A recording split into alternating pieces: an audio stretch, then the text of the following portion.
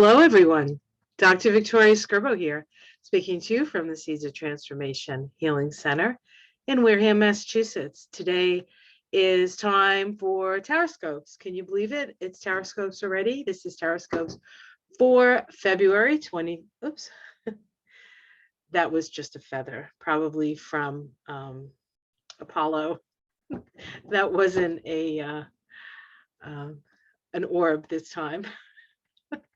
Anyway, this is for Gemini, Gemini Sun, Gemini Moon, Gemini Rising for the month of February.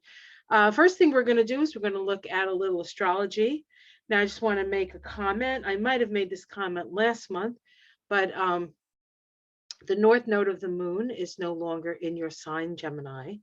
And so while the north node of the moon is sort of energetically the direction we're being asked to move into. So we were being asked to move into the Gemini direction. And Gemini is about communication. It's about duality. It's about black and white. It's about information gathering. And so it is still stressful for Gemini, I think, because all the energy is focused in that Gemini Sagittarius place. Now that it has moved into Taurus, the north node, and Scorpio, the south node, there's a little bit more of, it's like you get a rest. It's like you used to live on a really busy street and now they rerouted the buses so you don't hear the buses and all the people and all the arguing and all that stuff. So energetically, it's going to feel a little bit more quiet, perhaps. Now, we do start the month with a Mercury retrograde. Mercury went retrograde, I think it was on the 14th of, right around that, 13th or the 14th of January, but it does go direct on the 4th of, oh, wait, I have it right in front of me. Mercury goes direct on the 3rd of February. So you only have a Mercury retrograde for the first couple of days, but then you do have Mercury in its shadow of its retrograde, so things will move forward, but things won't probably clear up until the end of the month, really. And that's true for all of us. But when you're ruled by Mercury, it makes for maybe a little bit more of an intense situation. We do start the month with a new moon in the sign of Aquarius. Incidentally, that is the beginning of the Chinese calendar, and we are in the year of the water tiger. So true to its nature, tigers are opportunistic, and they're also very patient. They have to wait for the moment. They have to wait for their moment. So that's true for all of us as we move into this tiger year. And because it's water, our instincts and our feeling nature is very much highlighted. So what are you feeling, right? So the new moon in Aquarius is happening in your ninth house, in your in sort of in the solar chart, and the ninth house is your search for truth and your search for meaning. New moons are about new beginnings and new starts. It's in Aquarius, and the new moon is actually in a very tight conjunction to Saturn. So whatever seed we plant is going to take a lot of effort to nurture, especially in the beginning. But if you put your money, well, yeah, I guess if you put your energy into it and you do your due diligence, whatever you plant will manifest. The ninth house is also a house of publishing. And so if you are a writer or you've been thinking about putting some work out there, this may be an opportunity for you to publish. It may cost you a little money up front. I don't know how that really works, but with Saturn there's going to be a couple of hoops that you'll have to jump through. A couple of days later, Saturn makes its exact conjunction to the sun. That starts the synodic cycle between Saturn and the sun. And, Saturn gets a bad rap. Saturn is seen as like rules, karma, lord of karma. But, Saturn also is the structure of things. And so if you want things to last, you have to be willing to play the games that Saturn plays. And you're going to have an idea of what that is early in the month. We also have a conjunction between Mercury and Pluto that's occurring on the 11th. Now, Mercury at this point is direct, so it is moving direct. It is in Capricorn because it had retrograded all the way back into Capricorn. The importance of this particular aspect is that it is the third of three. We had the first one on the 30th of December, 2021. We had the second one in January, and this last one with Mercury direct, the one in January, Mercury was retrograde, making a conjunction to Pluto. This is deep thinking, deep thinking. It occurs in Capricorn. And for you, Gemini, Capricorn is your, hold on 1 second here. I know, I have to look at something here. Capricorn is your house of taxes, inheritance, shared resources, shared values, the eighth house, right? The eighth house, the Scorpio house, the house of death and rebirth. Oftentimes in that house, we come up against forces greater than ourselves, where we have to surrender. There's a lot of surrender that happens in the eighth house. For those of you who have a lot of eighth house planets, you know you've had to surrender a lot in your life in order to move forward and to move on.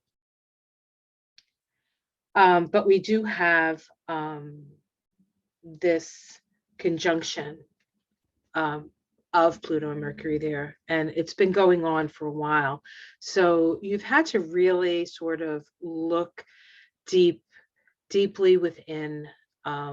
And, you know, of course, Mercury is your ruling planet, so it's especially potent for Gemini. Perhaps in retrospect, you know, you're looking at what the last few years have meant for you, and what ideas have come from that, and how has that changed, and how have your ideas either aligned you with certain people or separated you from certain people. These are all the kinds of things that you can ponder with this aspect. Now, anything that's happening in Capricorn is going to, you know, deal with that eighth house for you. And of course, as we know, there's been a lot of stuff happening in Capricorn all the way back to 2020 when Saturn and Pluto were there, when Jupiter was there. Everything was in Capricorn in 2020, sort of like it was like a reset. And we're still trying to get out of, we're still trying to extricate ourselves from that situation, but hopefully smarter and more aligned with our own self and our own understanding of who we are and what we're here to do, actually. So we also have a full moon. We have a full moon in the sign of Leo. It occurs at the last degree, 28, Leo, moon 28, Aquarius, sun. So towards the end of the sun's journey through Aquarius. Full moons bring illumination. And this full moon is actually square the nodes of the moon. So it is a crisis point, and it is, and this is true of all of us, not just Gemini, but it is falling in your houses. In your third house, in your ninth house, and then the nodes in your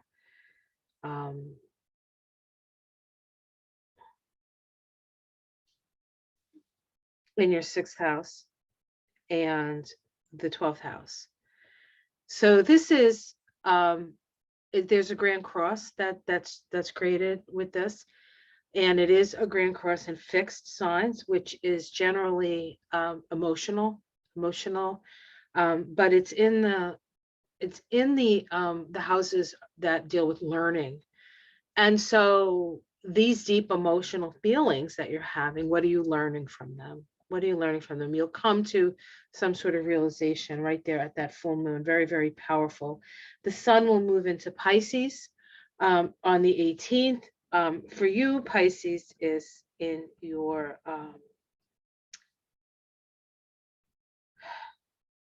Pisces is in your, where are we here?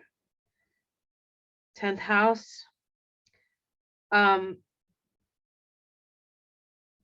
We also have Jupiter there. Of course, Jupiter just moved into Pisces at the end of the year. So there's expansion in your career houses. And then the sun comes in sort of behind Jupiter and illuminates something. So there's illumination. And if there's been secrets that you've been keeping, that you've wanted to keep under wraps, with Jupiter and the sun and Neptune up there in the 10th house, chances are your secrets will be revealed. So I know that I often mention that the Gemini reading is also for the former president of the US. So those of you who are interested in the political sort of vibe of things, you might expect to see something happen with the Gemini ex-president there. Things coming out. We might even hear things about the other Gemini. Well, the other Geminis connected with him, which could be Giuliani and Barr. So just, that's the end of that. I ain't saying any more about that because that's not really what this reading is about. But we can apply it to those people as well. Okay, what else is going on that I want to mention? Oh, the same day that we have the full moon in Leo, which I don't know if I mentioned it, is the 16th. We also have a conjunction between Venus and Mars. Venus just coming out of retrograde from Capricorn, Mars in Capricorn. Mars in Capricorn is in its exaltation. So on a certain level, Mars sort of runs this because it's more powerful in its placement. But I believe Mars might be out of bounds. So, and that means it's not within the normal, like, it's either below or above where you normally see the planets. And so it's sort of like doesn't have the same controls on it. So we do have to be very aware of the possibility of utilizing that Mars in Capricorn in a sort of beyond the pale and beyond what we might consider normal. Just being aware of that. That I think has more to do with what's going on in the Ukraine and the Soviet Union and Kazakhstan and Belarus. And there's a lot of tumult in that area of the world. And among other places, but that seems to be where things are brewing, just to be aware of that. But that conjunction between Venus and Mars starts a synodic cycle between them, where we're relating in a different way, but from a place of Capricorn being an authority in our own life, taking responsibility. This requires us to take responsibility for our actions, and for those things that we seek out. So be aware of that as well. That's true for everyone, not just for you, of course. And but this is in your house of shared resources.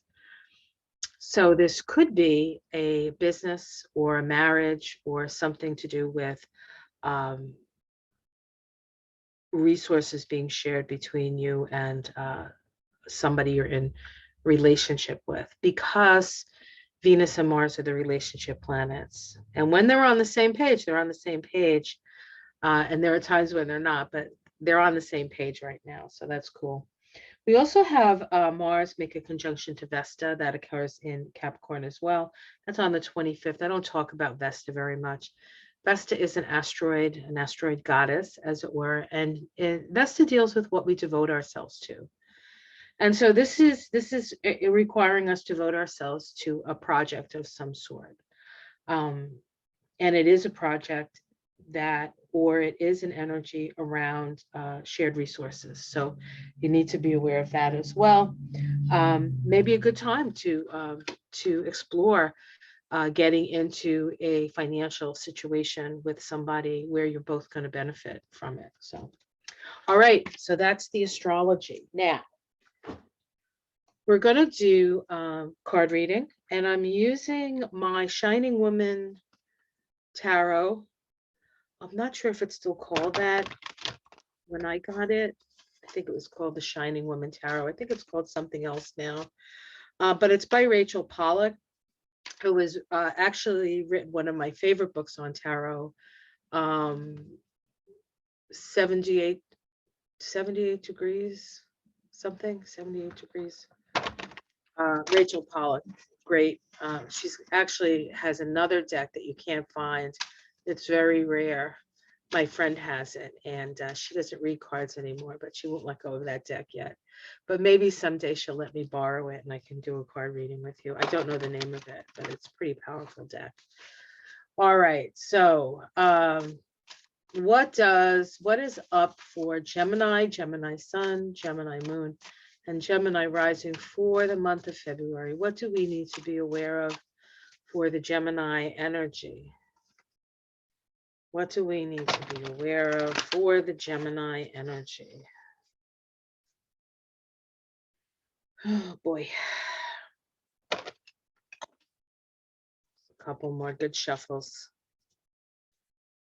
I've had these cards for years. Probably bought them in the 90s. They've been around a while.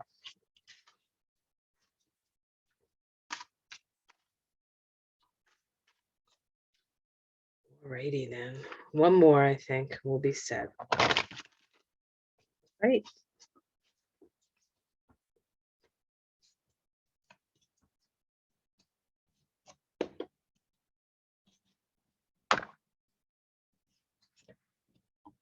So we start with the Chariot.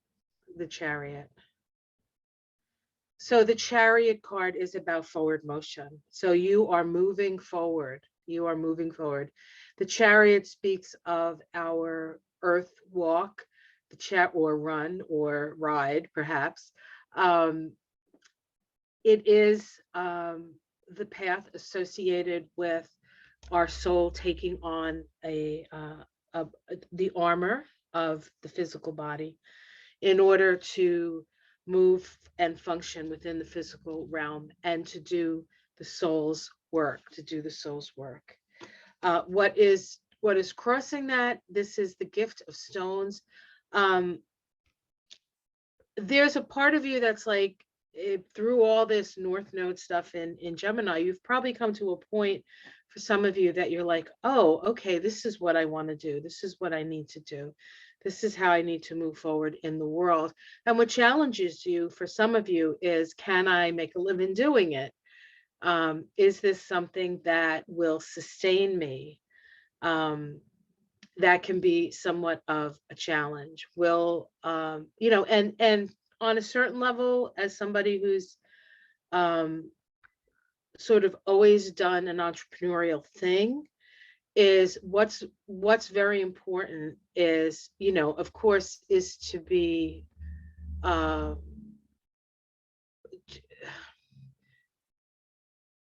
I don't want to put it, this is not how I want to put it, but this is the way it's coming up, to be on the up and up, right? To be integritous. It's very important to be integritous in these situations. Integrity is very important, and a belief or an appreciation for what you offer. If you have integrity and an appreciation for what you offer, then money will never be an issue. At the root, we have the Lovers cards. And it's interesting because this is a Gemini card. So you're at the root of your own reading. This has to do with choices. This has to do with a coming together after a separation. Or sometimes it's about a separation after being together. But this really is the understanding of we all have a choice. We all have a choice. And sometimes the choice is very small, and sometimes the choice can be very big, but we have the choice to follow our soul's path or not. That's really what free will is about. Free will is simply you have the choice to either follow the path of the soul or you don't. And if you don't, you'll come back and have another opportunity. We get another try at things. But you're at the point where you want to put your soul's work out there. And the choice, I think, has been made. has it not? Let's see what's in the past. We have the knower of trees in the past. The knower of trees. This is an energy of understanding life and understanding the interconnectedness of life and understanding that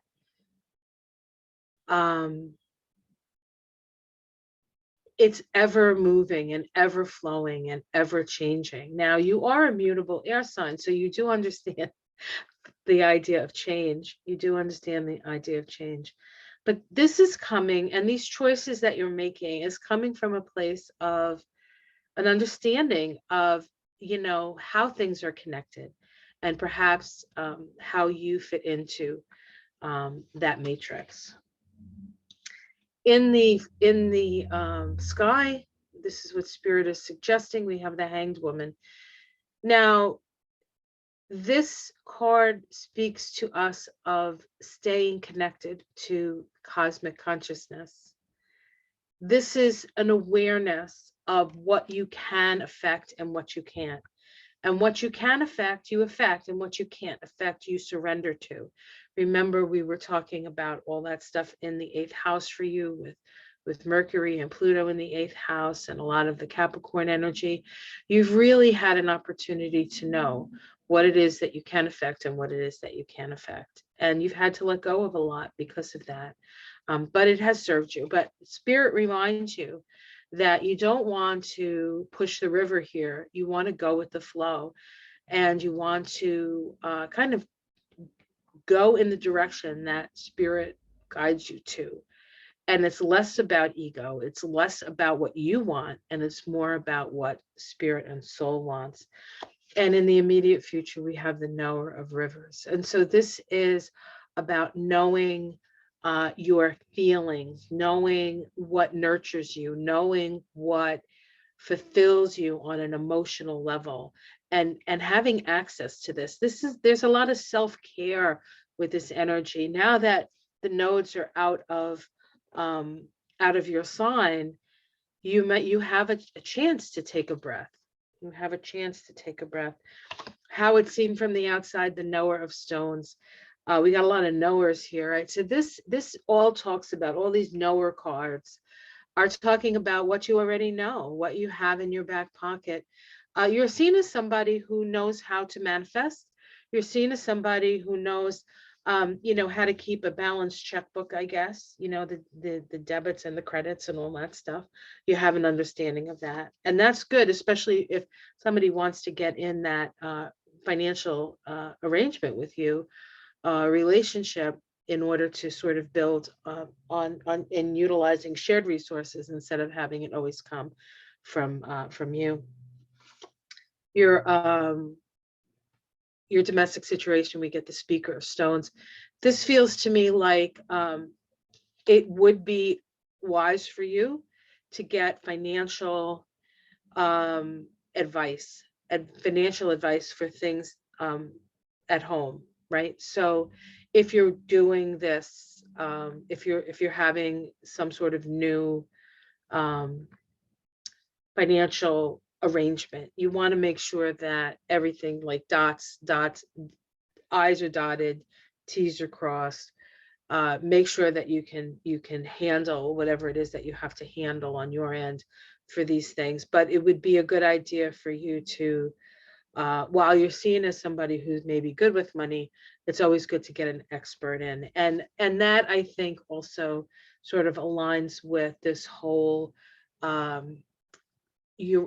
Aquarius new moon conjunct Saturn. Like, you have to know the rules of the game before you play it. Hopes and fears, the 5 of Rivers. This is, yeah, it's like the ups and downs of emotions and feelings. As a fear, it could be fear of loss. It could be fear of, you know, feelings that you're either moving through or working with. But there's really nothing to worry about with that. The outcome, we have the 5 of Stones. the Five of Stones. So this is change in your finances, perhaps. This has to do, five is a change, So there is some changing of your financial situation. We have the Ten of Stones. I'm going to pick to see if I can get a major arcana. So there's this like energy of five can be disruptive when it comes to your finances. You know, four is always a much preferred number when it comes to pentacles than five. But sometimes you need to get out of your rut in order to manifest even more. And the Ten of Stones comes up with that. And then the moon. So there is emotional ups and downs here. And let's see what's underneath it. Okay, so we have this underneath, we have the Six of Trees. This is generally sort of an energy of, you know, forwarding forward with bravery and dignity and an opportunity for victory. We have the Four of Rivers, which speaks of letting go of your old emotional body, like the worn out stuff that you no longer need. And then we have the Eight of Trees, which says that sometimes you have to move above it all. You need to move it above it all. You need to get a higher perspective. And sometimes, even though things look dire, you need to sort of fly over it all. So there is some, at the end of the month, I feel like there can be some ups and downs, emotional ups and downs. And I think those emotional ups and downs could be reflected in your financial situation. So as I said, it's important to have integrity, and it's important to have faith and know and understand your own worth. And you know, there will be times when your pockets will be full, and there will be times when you have less in your pockets. But understanding that you can't get emotionally tied up in that, it's not going to help you. Now, we do have the nodes in Taurus and Scorpio, so many of us, not just Geminis, are going to be going through some pretty intense feelings around our resources and our shared resources and what we have and what we don't have and the rest. So that's something that's happening to everybody. But so for you, I would say you're on your path, you've made your decision, go with it, go with the flow, know what you can affect and know what you can't affect. And you should be, you know, it's a process.